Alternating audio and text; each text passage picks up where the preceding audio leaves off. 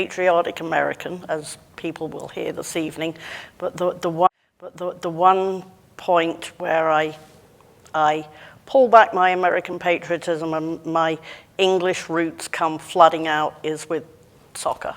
Okay. With the World Cup. I will cheer for the American team, of course, but England is my first love in terms of soccer. So I will be hunkered down in my hotel room back in Buffalo at 5 o'clock tomorrow afternoon with my England shirt on, cheering. Perfect, perfect.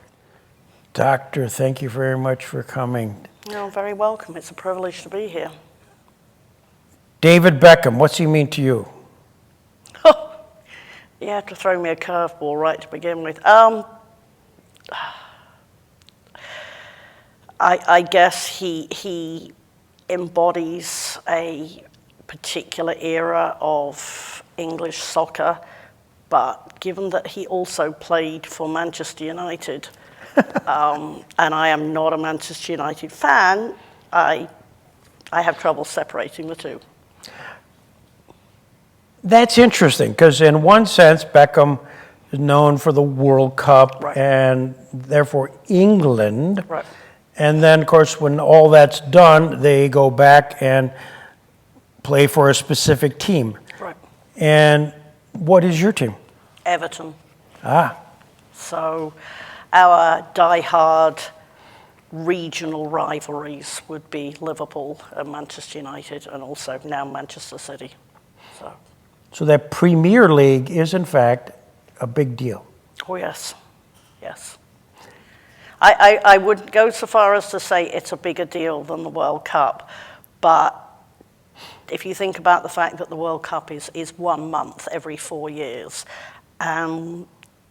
those of us who are Premier League fans live and breathe that from July until May every single year. You know, if you have a season if you live in England and you have a season ticket for a Premier League team, that's your life. Whereas every 4 years, well, the World Cup rolls around and England's going to fail again. Yeah. It's a very fatalistic view of England. We haven't won the World Cup since 1966. So. Do you have the scarf and the whole I mean, you got, for Everton, you got everything? I was a season ticket holder for 3 years before I emigrated to this country. So I have a lot of memories. The last time we won any silverware was 1995, and I was at that final at the old Wembley Stadium in London, and I saw us win 1-0 over, coincidentally, Manchester United. So, but it's been lean years ever since then. So talk about your upbringing. I mean, you're a well-known professor extraordinaire, author. You're a big deal in the United States, but it started elsewhere. It did. I was born and raised in Cambridge. I like to say that I was born in Cambridge but did not go to Cambridge. I was born in Cambridge, raised in a couple of different small, stereotypical English villages with the occasional thatched cottage and brick houses everywhere. And after high school, by my own admission, I was not a good student, and I didn't have the grades to get into any college worth its name in England. So I did what everybody else who didn't have the grades to get into high school did. I went and worked. I went out into the workforce. I worked numerous temporary secretarial jobs. I worked nothing glamorous about working as an appointment secretary for one of those strip mall photography companies. And that's what I did. At the time, I wouldn't have needed to build a financial nest egg to go to college, because at the time, basically, the government, I was going to say the federal government, I've lived in this country a long time, the British government basically subsidized college education. And so when I did decide there had to be more to my life And I went back to college when I was a 23-year-old freshman. Living in dorms when you're a 23-year-old freshman and you're an only child, that was a shock to the system. But I went back to college. I chose a relatively small college in Liverpool because it meant that I did not have to commute up from the London area to go to all the Everton home games. And that meant a lot to me. I could get on a bus and go 3 miles down the road, and there was the stadium. I majored in American studies. I started off by majoring in sociology and American studies, double major.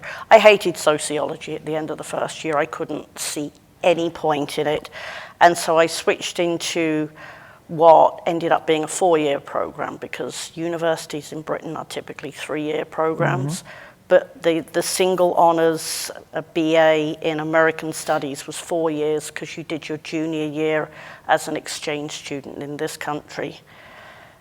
And it was then, I distinctly remember, I think I was either a freshman or a sophomore, and the professor for the Introduction to American Politics course gave us a copy of the Constitution, and the rest is kind of history. Now, I think for the camera, we are celebrating, obviously, our 250th Declaration of Independence from a place called England. And then thereafter, after winning, we had then the Constitution, which we've had for almost 250 years. Yet, where you are from, there really isn't a Constitution. And yet we look so much to our legal system, to the common law of England. Could you explain that? I can sort of explain it. Disclaimer, I didn't take any history courses in high school because they offered them, and to me it was dead kings and queens, and that did not hold any interest. And I didn't take any English history courses in college either. So I will agree with you that we are deeply indebted to the common law of England, but my knowledge of that doesn't go a whole lot beyond that. But to speak to your point about there being an absence of a written constitution in Britain, that was what struck me when I was given this document, this written constitution that laid out the limits on the government. You know, when I was a professor, I used to tell the students, I used to ask them, what is the most important thing about the Constitution? And, you know, you get various answers, but nobody would say it limits the government.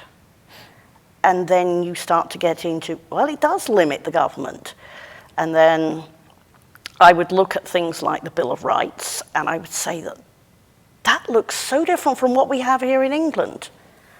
Now, when I was hired by the Institute for Free Speech, I remember at our first retreat, somebody asked about the difference. It was either the retreat, or maybe it was one of my interviews. Somebody asked about the differences between free speech in England and here.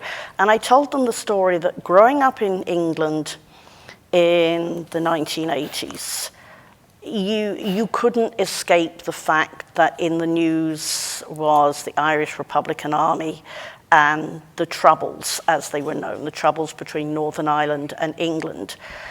And I distinctly remember that the BBC, the British Broadcasting Corporation, every time Gerry Adams, who was the leader of Sinn Féin, was anytime there was any video of Gerry Adams on the BBC, they dubbed his voice with an announcer from the BBC, because there was a law in Great Britain that said that the BBC could not broadcast Gerry Adams's voice. You're kidding. I get that reaction every time I tell that story.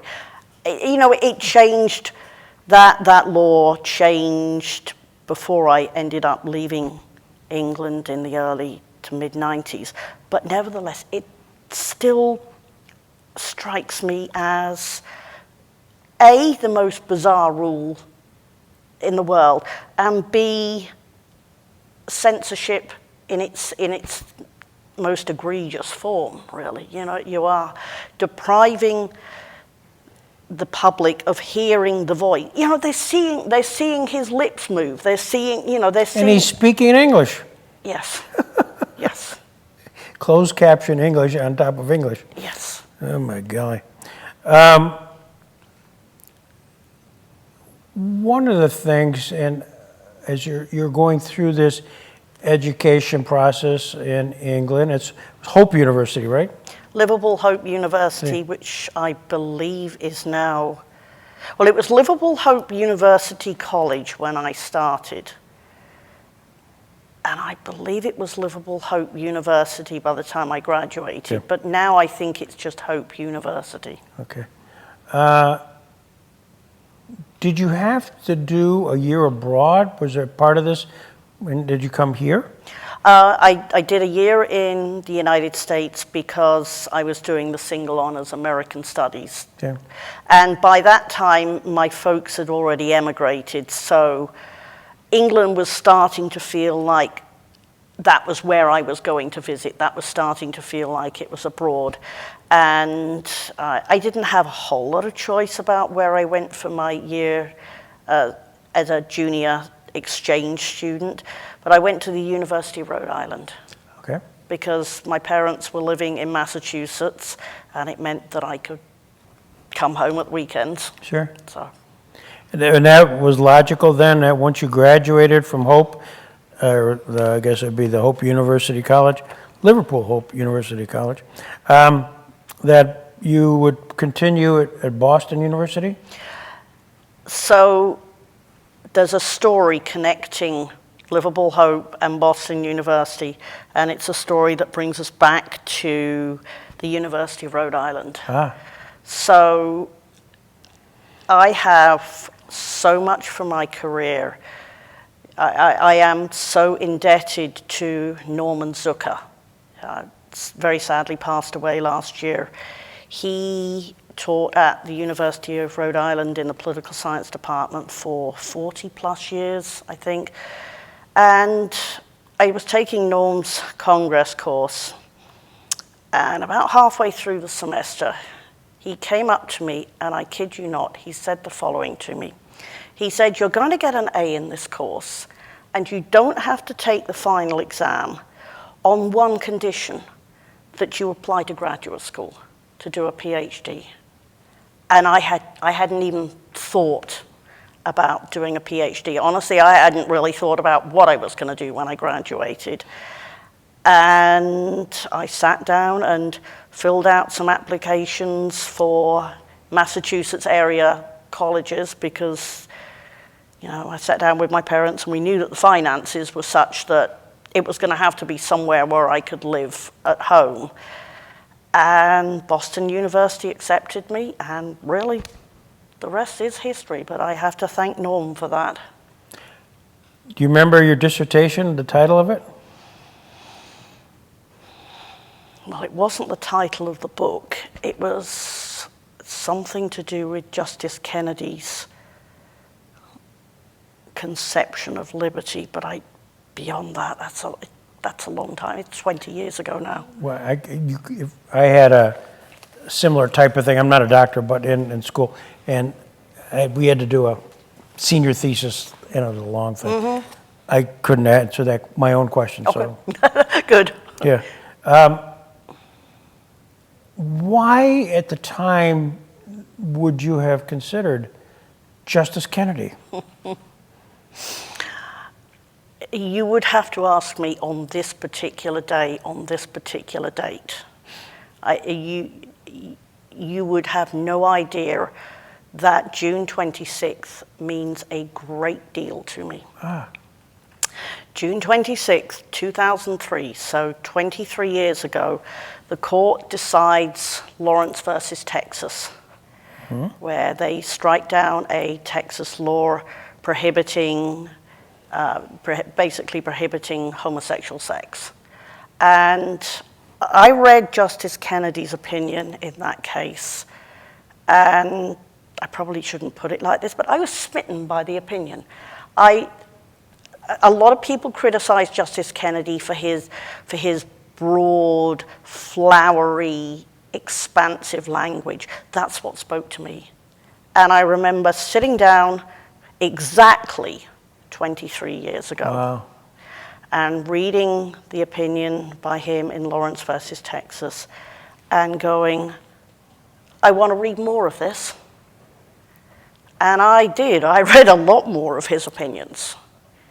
And it actually turned out to be that June 26th for Justice Kennedy, I don't think coincidentally, turned out to be a very historic day in the calendar for him with the LGBTQ opinions, because he handed down, well, it was Lawrence in 2003, and then United States versus Windsor in 2013, and then Obergefell versus Hodges in 2015. All of them were LGBTQ cases, all of them expanding rights of liberty and equality, and they were all handed down on June 26th. And I don't think that's a coincidence.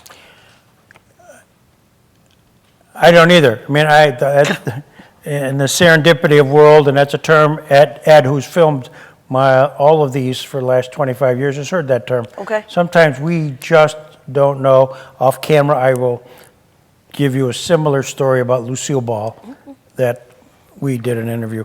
I won't bore the audience who might be watching this later on, but I noticed that you surmise in your book, your afterword, on the legacy of Kennedy, that maybe he encouraged Chief Justice Roberts to announce the last opinion on that date to coincide with the date of today. It was a Friday. Yeah.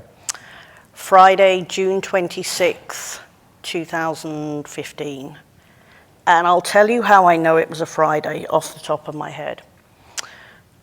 2 days earlier, I was having a conversation with a very good friend of mine, and we were talking about when would Obergefell be decided. And he said, well, it isn't going to be Friday. They never hand down decisions on Fridays. I now like to joke with Stephen that I should have taken that bet because I'm not a betting person, but I just had a feeling that Kennedy would go to the chief and say, I want to have the decision handed down on Friday, June 26th. Now, I'm reading this from, for those who will buy the book, page 229. At some point in the weeks that followed, Kennedy went to Roberts with the request. Kennedy was well aware that the court did not normally hand down decisions on Friday. This year, however, he was seeking to change, even if only temporarily, that practice. He sought the permission of the chief and, by extension, his 7 colleagues to announce the decision of Obergefell on Friday, June 26th, the anniversary of the 2 other landmark gay marriage opinions authored by Kennedy. Of course, probably we'll never know if that actually transpired. Do you have any sense that since you wrote the book, did you get any sense that that may have been reality? No. Yeah. But I like to think that it was. I like to think that that was not a coincidence. Yeah. Because in 1996, Kennedy announced the decision in Roma versus Evans. It was a LGBTQ discrimination case out of Colorado. And it wasn't announced on June 26th, but it was announced in May. And at the beginning of his opinion, he made some kind of reference to the fact that maybe 2 or 3 days earlier had been it was the anniversary of another important case to do with equality. I'm blanking on exactly what he said at the beginning of Roma versus Evans. But at that point, I began to think, well, if anniversaries meant something in that case, then I don't think you can look at the June 26th, June 26th, June 26th as a coincidence. Yeah, yeah. I really just don't think you can. And it's clear that he cared deeply about those cases. And if you're going to think of an area of the law where such is his belief in the importance of the principles that he's espousing in these cases, that he would then look for the dates, the coincidence. I don't think it's a coincidence. I think he deliberately handed all three down on those dates. For the benefit, again, of the camera, and you would have no reason to know this, but one of the timing, albeit serendipity, moments is after the argument of the Obergefell case, but prior to the decision, one of the petitioners, Paul Campion, was from Jamestown, New York. I had no idea. And Paul, Wow. and through a number of phone calls that I got from the local gay community, suggested, why don't you reach out to him and his partner to see if they would come where you currently are sitting. Wow. And as would have it, they agreed. So Paul and his partner came, sat there, the two of them, and I here. Wow. And we discussed their lives, the issues at hand. We actually talked a little bit about Jackson, who didn't rule on that subject because it never came before the court at the time, but kind of how he would have, might considered it given other things. And it was just a great evening. Place was packed. And we had a rare chance to talk to the petitioners before they knew the decision. Wow. I mean, they had no idea Wow. what was going to come down. Right.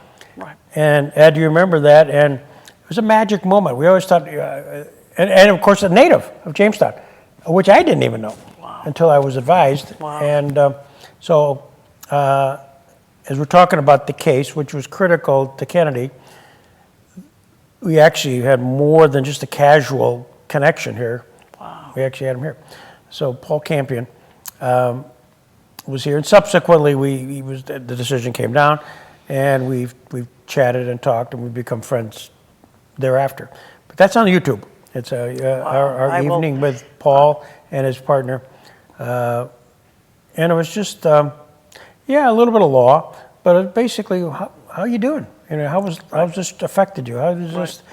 The stories behind the law are so important. Exactly. And I will live and die by that. My book after that one, my second solo authored book, was basically uncovering and telling the stories of a landmark Supreme Court case involving a chambermaid from Washington State, and even her family, even her close family, with the exception of maybe her husband, nobody knew that she was involved, and her name was on one of the most important, if not the most important, decisions to come out of the New Deal. So we're now on our 25th anniversary here, and one of my ambitions has been to touch the hem of people who knew Jackson or were part of that. And so over time, to put personalities behind the name, like Korematsu, we had Fred Korematsu here. Wow. So we interviewed Fred. We had the Barnett sisters, which you referred to in the Kennedy book, the Barnett case. We had both of them. I tracked them down to West Virginia. They came here. I'm going to be paying homage to West Virginia versus Barnett tonight. That is going to form the center. Perfect.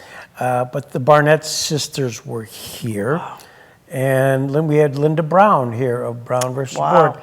Board. And I went and interviewed Lillian Gabaitis of Gabaitis fame. Right. in Atlanta. So to touch the hem of the people, because sometimes you just know a name and it becomes impersonal. Right. Last year, the great-granddaughter of the woman, the chambermaid, Elsie Parrish. For anybody who's heard of, maybe heard of Parrish, West Coast Hotel versus Parrish. Again, one of the most important cases to come out of the New Deal. I became very good friends with her great-granddaughter, Deb Stewart, who died last year. You'll forgive me. She was a good friend. Yeah. And yeah, it's like touching the hand of history. Yeah. And I always, we've had other instances like that where named people we've stumbled on, we've sought them out, and they've come here.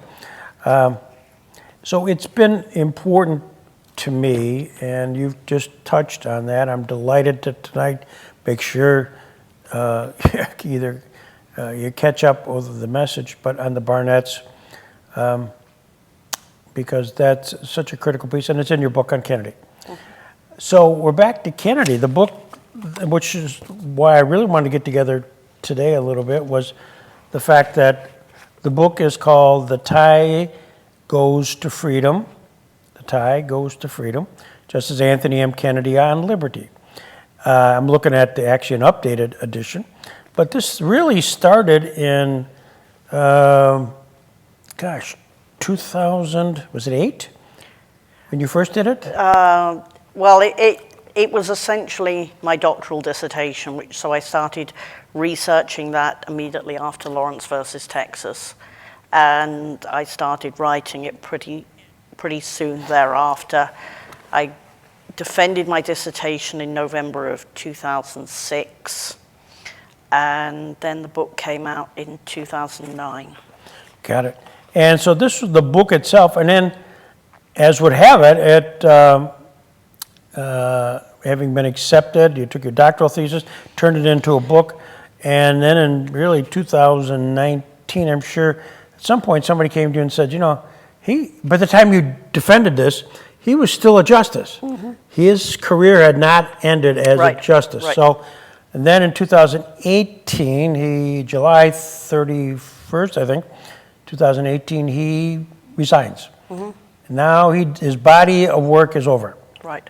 Which includes Oberfeld, subsequently. Yes. So did somebody come to you and say, let's do an afterword or a legacy piece, or did you do it? I was proactive. I think I can't remember who was more proactive, me or my editor with whom I worked for that book, but we were definitely on the same page. As soon as Kennedy retired, I reached out to them and said, I think we should do some kind of afterword in the book, and then it ended up becoming a paperback edition. Yeah. So. And that's what I'm holding here, which has the final word on Justice Kennedy. Just always thinking from the author's perspective, in one sense you're analyzing decisions, but at the same time you're trying to analyze the person behind the decision of what made him tick. Right. What did you learn? So my answer to that will be informed by, it's like a bell you can't unring. So Kennedy published his own memoir in October of last year, and I've just written a review of it for the Journal of Supreme Court History. The review comes out probably in the next 2 weeks in the next issue of the Journal. And so my answer to your question is kind of informed by what I learned about Kennedy from that memoir. And it reinforced some of my understanding of Kennedy. What I tried hard not to do in the book was to try and reach too many assumptions, because the amount of information that was available to me to tell me about his background was naturally limited, and he understandably declined an interview with me. And so I was going on newspaper articles and things like that, and a kind of a gut instinct.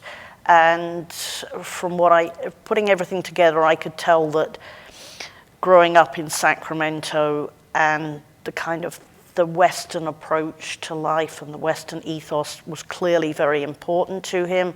That was reinforced when I read his memoir. That jumps off every page. What I also thought was that he probably took the norm of collegiality at the court that to him was obviously something that meant a lot to him. And that, I learned again from the memoir, was something very, very significant to him. There's a very poignant part of a chapter in his memoir where he's talking about the very last conversation that he had with Justice Scalia. Now, those two didn't see eye to eye on a lot of the kind of culture war issues, particularly in all of the LGBTQ cases and a lot of the abortion cases. Those two were at loggerheads, and Justice Scalia had some pretty acerbic, shall we say, words to describe some of Justice Kennedy's opinions in those cases. And the two of them, apart from being Catholic, had very little in common. Kennedy was born in 1936 in Sacramento. Scalia was born in New York City, I think, in 1936. They were just about as different as you could imagine. Totally different personalities. But boy, when you read Kennedy's recounting of that very last conversation he had with Scalia about a week before Scalia died in February of 2016, it's difficult to read that page and not start sobbing, because you can see that the two of them were, despite their jurisprudential differences and despite growing up in very different backgrounds, they were very good friends. Mm-hmm. And that norm of collegiality was obviously very important to him. He was really a product of Ronald Reagan. Right. And so he not only worked with, and it was really Reagan who encouraged that he be appointed on the Court of Appeals, mm-hmm. and subsequently, of course, Supreme Court. Right. And I'm sure you'll talk about it tonight, but jokingly, no, you won't maybe, but jokingly, it was the third nomination. Right. And really the pressure of Senator Leahy, who said, look if we don't get this, if you don't get a good one in here, because Bork right. and Ginsburg were jettisoned. Right. And we're just going to wait. We're going to wait for after the election. Which, of course, we lived through that not too long ago. Right. That threat. Right. And I just wondered how much finding a neutral person led to kind of focusing on Kennedy, or whether that was really one of the top two or three, or just somebody who's going to pass the grade. I think the connection to Reagan is important. The California connection is important. I have still in my files some photocopies of materials I got from the Library of Congress and from the National Archives. And there's some White House talking points mm-hmm. about Justice Kennedy. And I'm not sure they knew absolutely whether they were going to get jurisprudentially the justice they wanted, but he was a safer bet. Yeah. And after the inflammatory controversy, however one wants to view it, associated with Robert Bork, and then I can't resist this really bad pun, that Robert Bork went up in flames and Douglas Ginsburg went up in, Douglas Ginsburg went up in smoke. He did. After that, they just needed someone who could set the right tone, deliver the right kind of image, and Justice Kennedy was it. Yeah, and so it's just, and that comes out a little bit in the book here, because he ultimately, what was highly contentious times, and we live in highly contentious times right now, Kennedy floated through 97-0. Right. That would never happen today. Never. So you can just see that clearly there had been conversation that of all the potentials, he's the guy that probably will pass the muster. Right. He may not be number one pick, but right. we'll at least get somebody in, right, and not lose that opportunity that may happen with the election. Right. It's timing. And just again, biographically, it's interesting, about two of his clerks are currently Supreme Court justices, and Gorsuch and Kavanaugh. Right. Did he talk about that, by the way, in his memoirs? I don't want to tip your review, but I mean, there's a chapter about the clerks, but if I remember rightly, he was understandably circumspect. He just talked about the role of the clerks assisting him in his jurisprudence. I don't think he talked about any specific clerks. He may have mentioned Kavanaugh and Gorsuch, but it would have been in passing, I think. Talking about clerks, I read someplace, and I'm trying to wrap my head around today's interview, about the importance of clerks in shaping the jurisprudence of Justice Kennedy, and some, I guess, basically conservative critics saying the clerks had more than an undue influence on the thinking of that. Did you find any evidence of that? No. Have you heard that before? Yes, there are numerous different high-profile theories out there, and a number of very good books about the roles of clerks in Supreme Court decision-making. A, it has changed over time, and B, yes, every justice makes different use of their clerks. But I've been in the papers at the Library of Congress of numerous different justices, and nothing in any of the memos in Blackmun's papers or Brennan's papers, for example, that included copies of material from Kennedy's clerks. Nothing jumped out at me as an extraordinary or different use of clerks than any of his contemporaries. How about opinion drafts? Did you get a sense, did some justices use them to kind of take the first crack?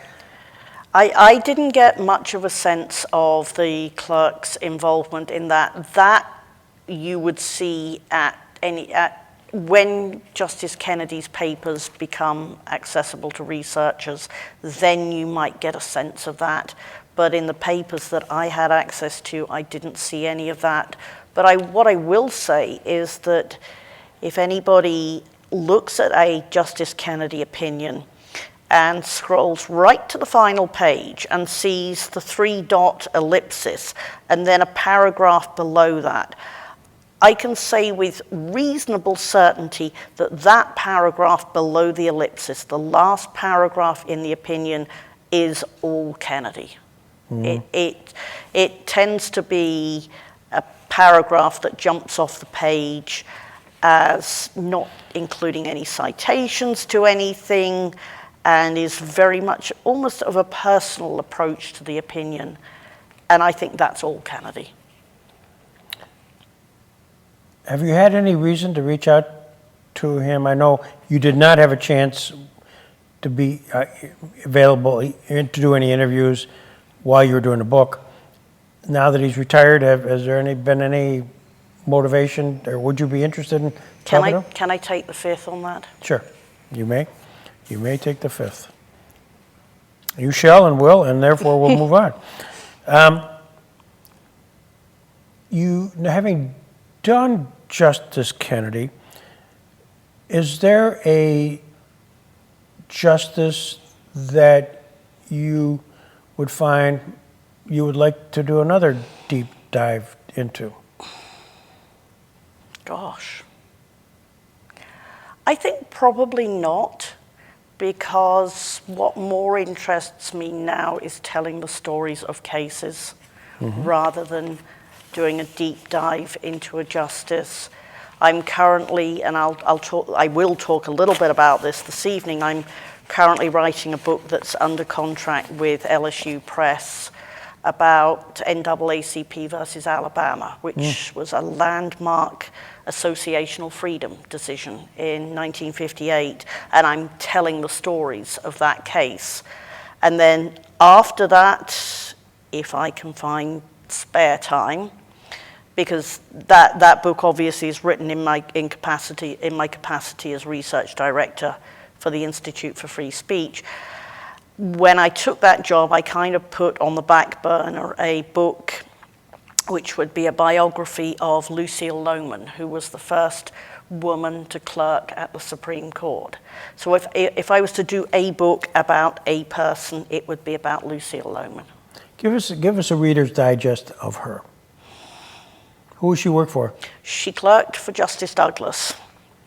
And a lot of people say that she got her law degree, or got accepted to the University of Washington Law School and graduated right at the top of her class at the University of Washington Law School, and then got her clerkship simply because she was a woman during World War II and there was a shortage of staff.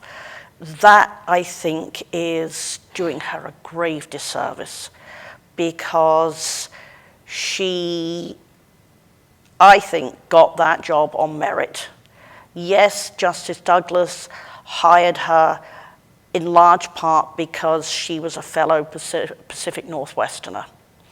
And it was certainly a habit of his to hire Westerners and Pacific Northwesterners. So that influenced her ability to get that job, but she got that job on merit. She was a very smart woman, and she was born and raised in the bitterest of climates in Alaska, and she graduated from Whitman College in Washington State and then went on to the University of Washington Law School, and then she went on to clerk. Then she was an assistant attorney general for Washington State for a couple of years, and then she got hired by she got hired by General Electric to be one of their lawyers. And this was at a time in the late 1940s when General Electric was still the good old boys club. But despite that, she rose up the ranks of executive lawyers at General Electric. She was there for a long time, and she became a very accomplished member of the council at General Electric.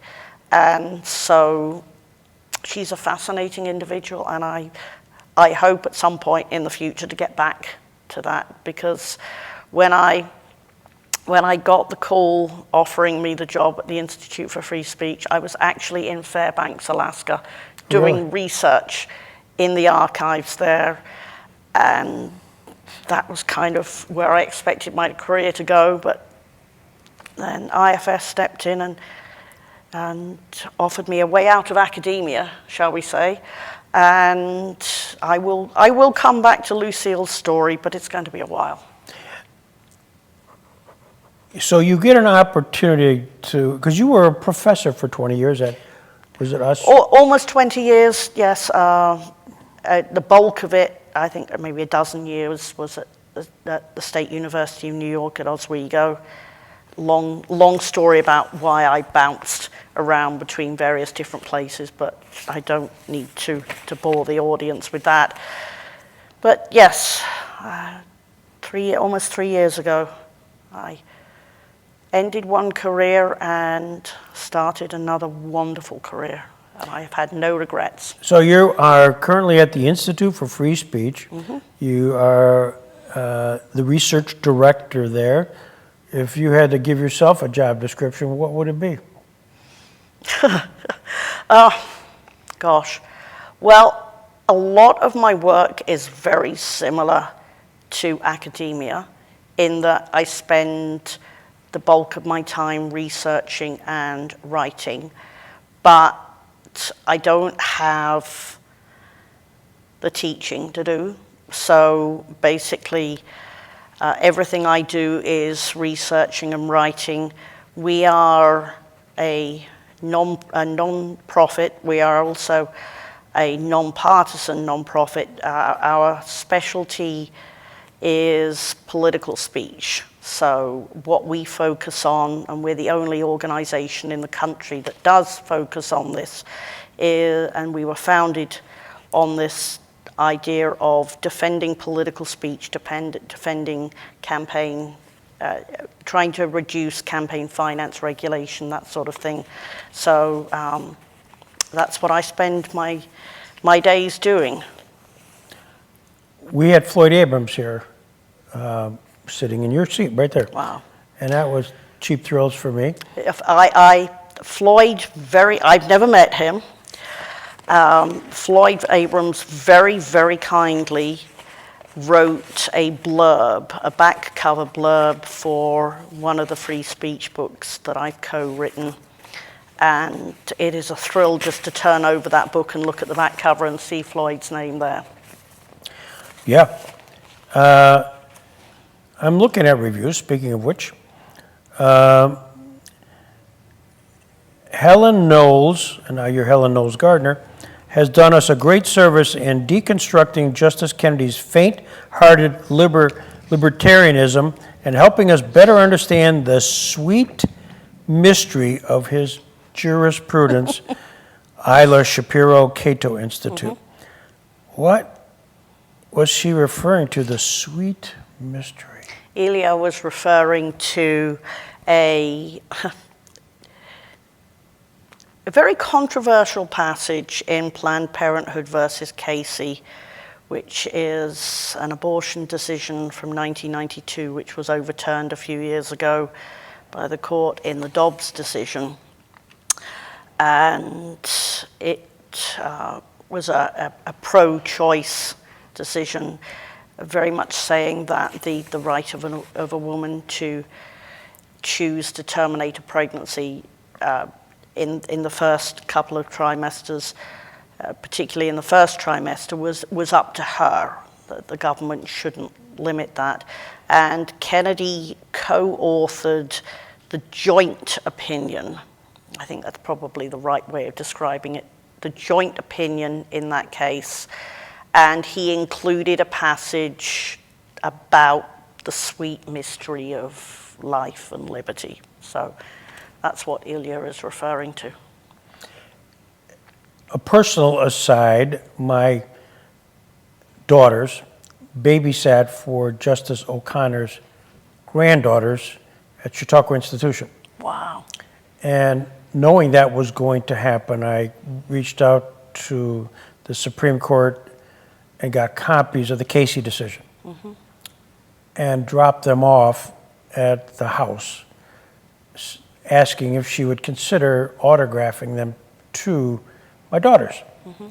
And she did. Wow. And said, these are your, basically very articulate, not just, to so-and-so, mm-hmm. Justice Sandra Day O'Connor, talking about these are your rights and, responsibilities, and just really articulating the Casey case. So I have a personal connect when you even mentioned Casey, because it was O'Connor and Kennedy. Kennedy and Souter, yes. And Souter, yes, yep. Exactly. He's the last one left now. That's right, yeah. Yeah.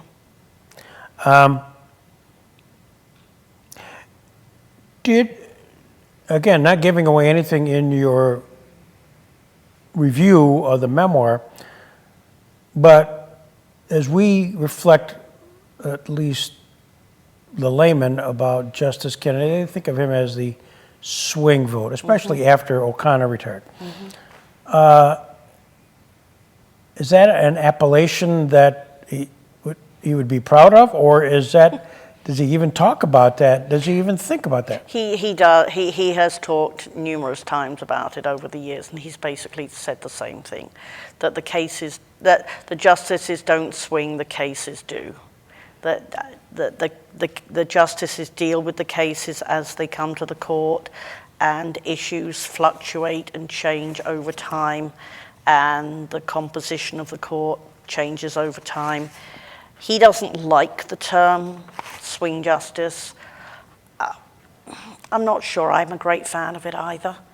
I think back to Owen Roberts. Everybody said that his vote swung between New York versus Topaldo and West Coast Hotel versus Parrish in 1936, 1937.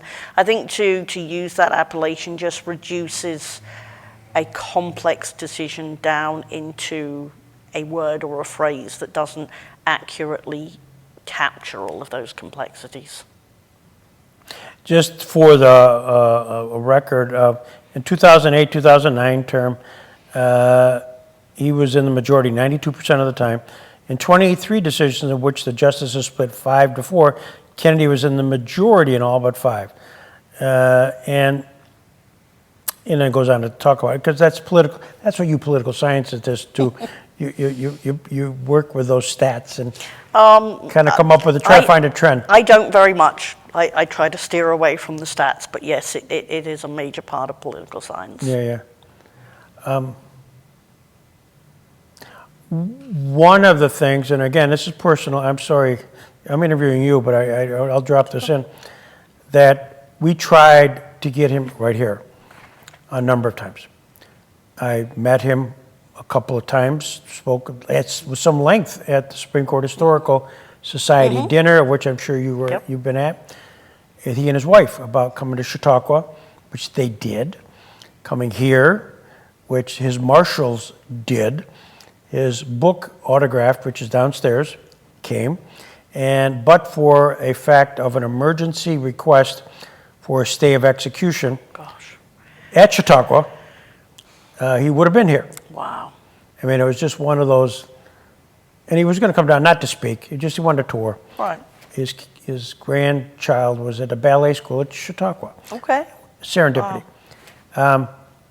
Again, off camera, I'll tell you a further personal story about that whole evening. But what I was trying to do, not only at that time, but other times, is to come here, and he would often give the speech on the 9 old men. That was part of his constitutional law shtick, where you'd have 9 posters of Owen Roberts, and you mentioned the name, and others, and talk about the court packing. Are you familiar with that sort of piece of his life, and what was his storyline? I never got to the fact, aside from talking about it, whether he had a bottom line in all of that. I have no idea. Yeah. No. But he literally came with 9 significant posters, put them up on easels, and that was his shtick. Wow. And so I wanted it here because Jackson was the bag carrier for Roosevelt and the court packing. Anyways, that was my connection to all of that, and Kennedy. But I did spend some time with him. Jackson, we're at the Jackson Center. Your Kennedy book talks about Jackson, and actually Justice Kennedy in his confirmation hearing, we have it on C-SPAN, talks about Jackson and Barnett and executive powers. Those are the 2 big things. But as you're here today, and though that may or may not be your subject matter, but is there a Jackson piece in your world of free speech? Well, I'm going to be, Not. certainly I'm going to be talking about it this evening. I find it very difficult to read his opinion in Barnett and not get profoundly emotional. It is, one of the things that I think jumps out from Ted White's wonderful book about Jackson is that Jackson enjoyed writing.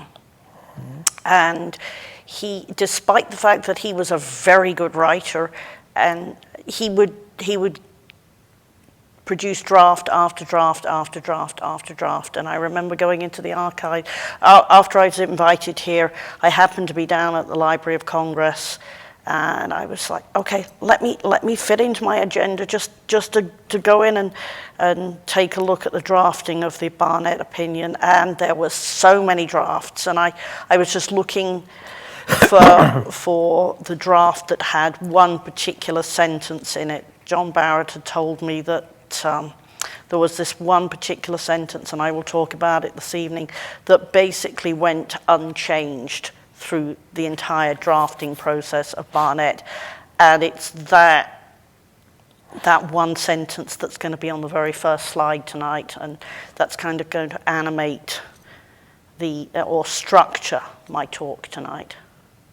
Well, then I won't spill the beans. I bet there's some fixed constitution. That plays a role, but that's not the sentence. Oh, okay. Here we go. Be in the front row, folks.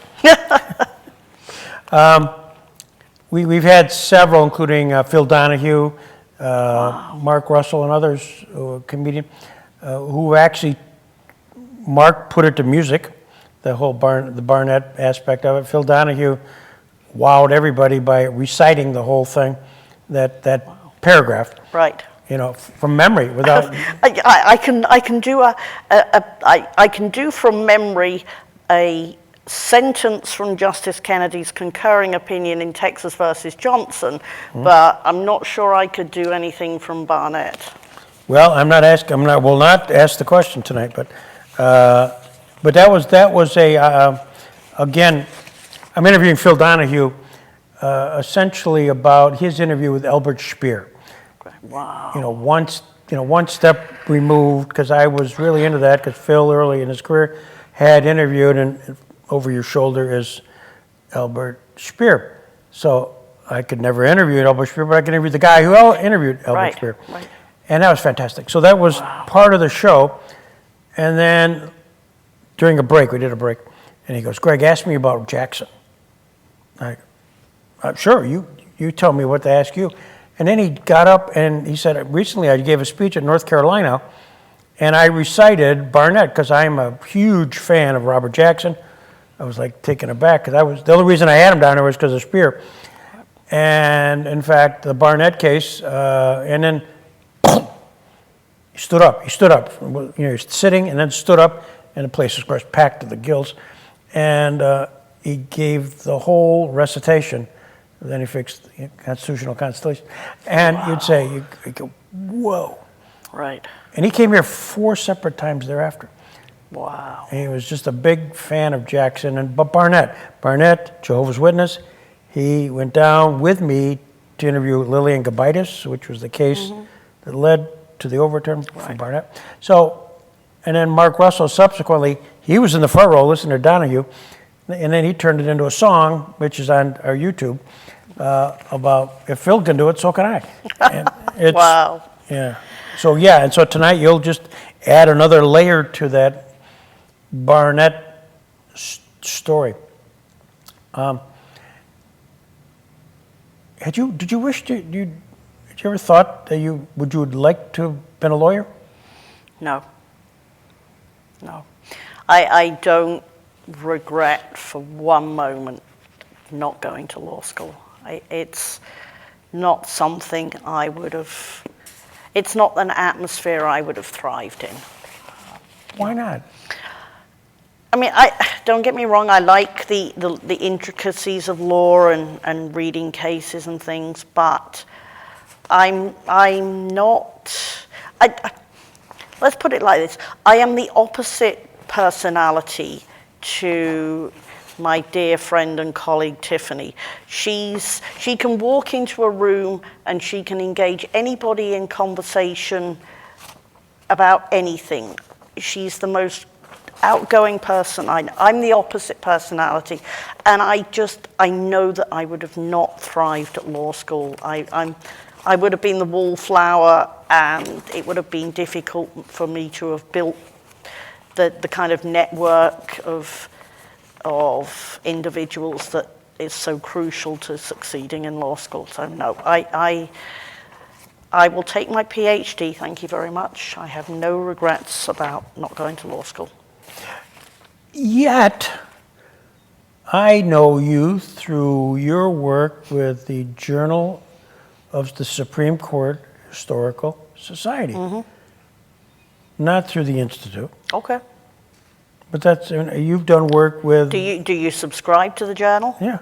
Well, 3 years ago, I began working for the Institute for Free Speech. 2.5 years ago, I began working for the Supreme Court Historical Society as the managing editor of that journal.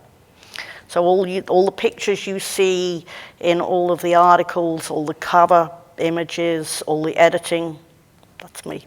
So, some of the players that were down there, when we first got started, we did a lot of work in conjunction with them. Mm-hmm. We did information, we did seminars down in Washington. In fact, we had Senator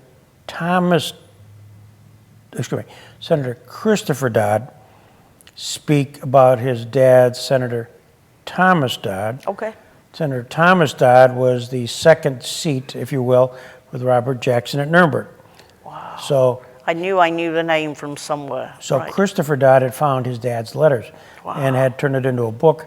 And I thought that would be so cool to do it from the Supreme Court. So at the time, Rehnquist had just been here. Okay. So we got permission from the Supreme Court, in conjunction with the Supreme Court Historical Society and Chief Justice Rehnquist, to have for the first time in recent memory, a sitting United States Senator speak.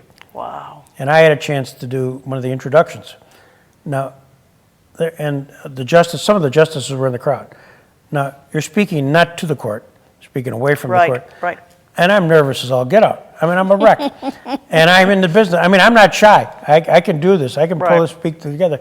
And I'm looking at this, the place, the location. Right. Is unbelievable. So, working with them, and now it's Jim Duff? Jim Duff, yes, is the executive director, yes. And before him was a tall guy, really. I don't know who preceded Jim. Yeah. Anyway, so we continue to work with him.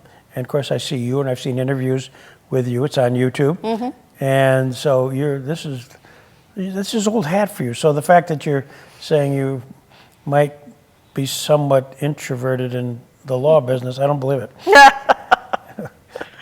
I am extraordinarily blessed to work with 2 sets of amazing colleagues. Yeah. In the grand scheme of things, I do the same kind of work. It's all legal history and legal analysis and things, but it's 2 different types of work. Obviously, my work for the Supreme Court Historical Society is just on a part-time basis, but it also draws on the fact that I went to art school before I went back to college, and so being given a job which requires me to find all of those images, which, as you know, all of the articles in the Journal of Supreme Court History are accompanied by a lot of images. That is just a true delight. Well, and it's a treasure trove because you have access to images seemingly nobody else has. Mm-hmm. Well, we get some images from the court. For example, when the next issue of the Journal of Supreme Court History, 51-2, July 2026, when that drops into your mailbox, I am particularly proud of the cover of that one because I'm not going to give a spoiler alert. It is a beautiful cover. I'm just particularly proud of that. That is one of those kind of images that you don't see every day. And we are blessed to have that ability to send an email to the curator's office and say, what do you have on? But I would say that's just a small percentage of the images. A lot of the images come from historical newspapers and that sort of thing. Well, it's always remarkable and incredibly valuable to the historian anyways. You don't have to be a lawyer to understand it, but you're just a historian because it's some high-level presentation. And I, you know, if we're talking about Jackson, Ted White's recent article about that kind of spoof Solicitor General case, that when I thought to myself, well, we need a picture of Jackson for that article, and when I found that picture of him playing softball, I think it was, it's an out of left field, no pun intended, out of left field image, but it's the kind of thing that we thrive on having in the Journal of Supreme Court History, so that somebody's reading through the article and then this image jumps off the page at them. Well, and that's, to me, that's what you're, aside from the content of the article, but the imagery, unique. Right. This is not your standard Right. Wikipedia No, it isn't. stuff. I mean, this is incredible. And the not accessions, but the contributions to the society, do they still, I mean, they're still seeking that. And how does that really work? Do you normally, is it family members that? That's kind of above my pay grade. Yeah. But it's my understanding that if anybody has anything that they think that the court would be interested in putting into their archives, or that the Supreme Court Historical Society would be interested in, you just reach out to the society and start the process. Yeah, because I know sometimes they've reached out to me finding Jackson stuff that's out there, and they say, well, we may not be interested because either we have something similar, but you might be. And so we've been tipped off. Okay. And that means usually it's auction. I mean, you gotta be ready to enter that game. All right. And sometimes not always willing to do that. But nevertheless, they give us the tip. Okay. Which is really, really terrific. Is it, I'm drawing a real senior moment, but is it Melvin? Starts with a U. Melvin Urofsky. Yeah. Mel Urofsky. Is He stepped down as editor, I want to say, gosh, maybe 10 years ago. Okay. And then he was succeeded by Tim Hubner. And then Ross Davies took over for about a year and a half. And then we have just secured the services of Ted White to be our new editor, which is just a coup. I didn't know that. Yes. Ted came on board about, I want to say maybe about 6 months ago. So he's now the new editor. Wow. When his book on Jackson came out, which was really the first biography since really Gerhardt, 58. Right. I reached out to him. I thought I'd get his secretary or some underling. But no, he reached out, immediately called me, and I told him who I was and what my interest was, which was to interview him, like this. Right. And I'll come to your place, and because we have a son in Washington, and so he graciously did it. I drove down and with my camcorder, and he spent an hour and a half talking about it. And I go, I am so thrilled about this personally, meeting you, because he's a big deal. But I also had interviewed Gerhardt. Wow. So in a bookend world, the last one, if you will, maybe the first one was Gerhardt. Right.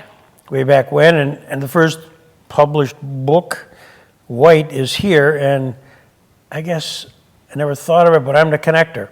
And I'm Wow. thrilled. And when he came here, we happened to have an extra signed Gerhardt book Wow. that we gave to him, so he could connect himself. Yeah, I saw the YouTube video of Ted's talk, and he is a force of nature. Yes.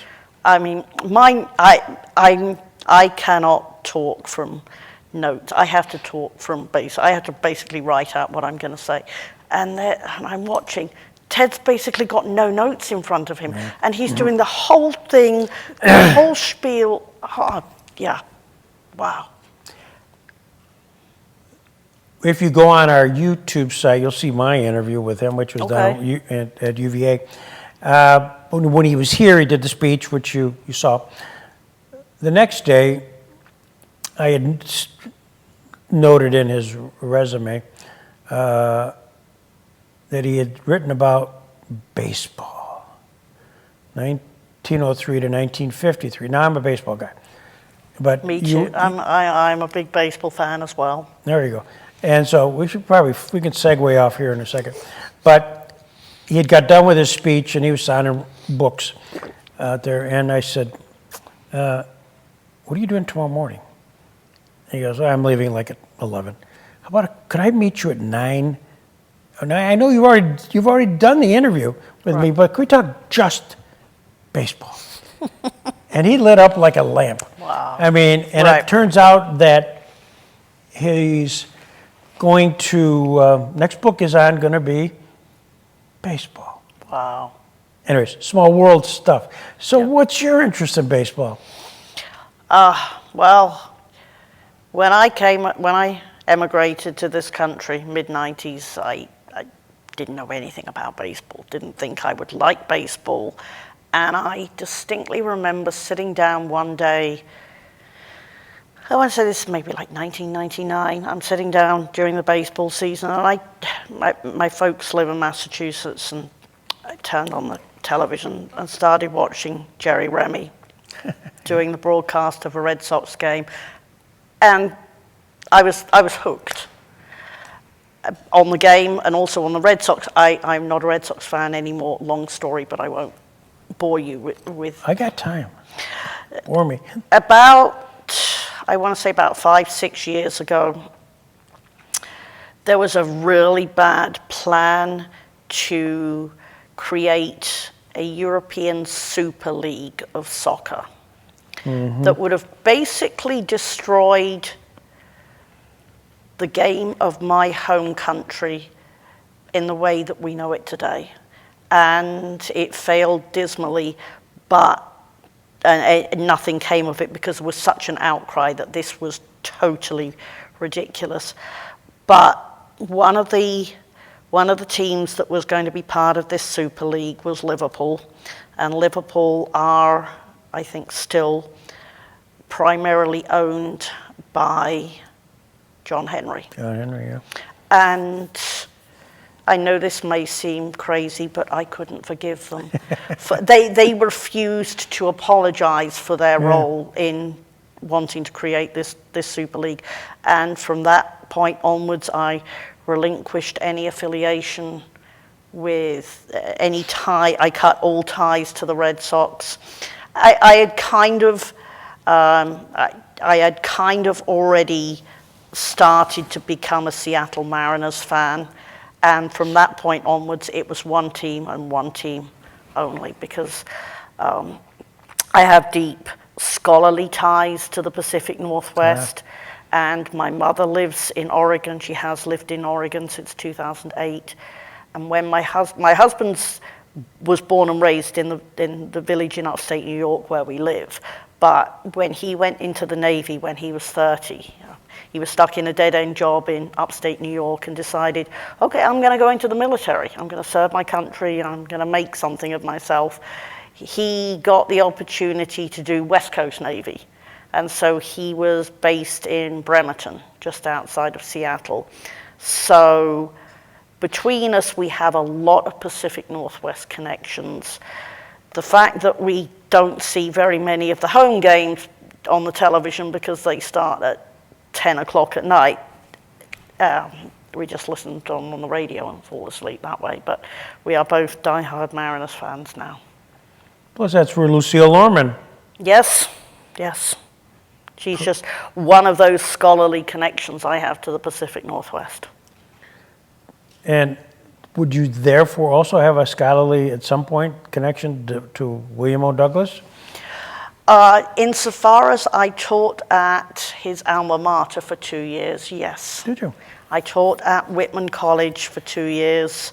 My father died in 2008, a year after they'd moved out to Oregon, and so I up and moved out to help my mother, 40 years of marriage, and all of a sudden because he died very suddenly, all of a sudden she's left trying to figure out her life, and so I go out and help her, and I was able to get a visiting position for 2 years at Whitman College, which just happened.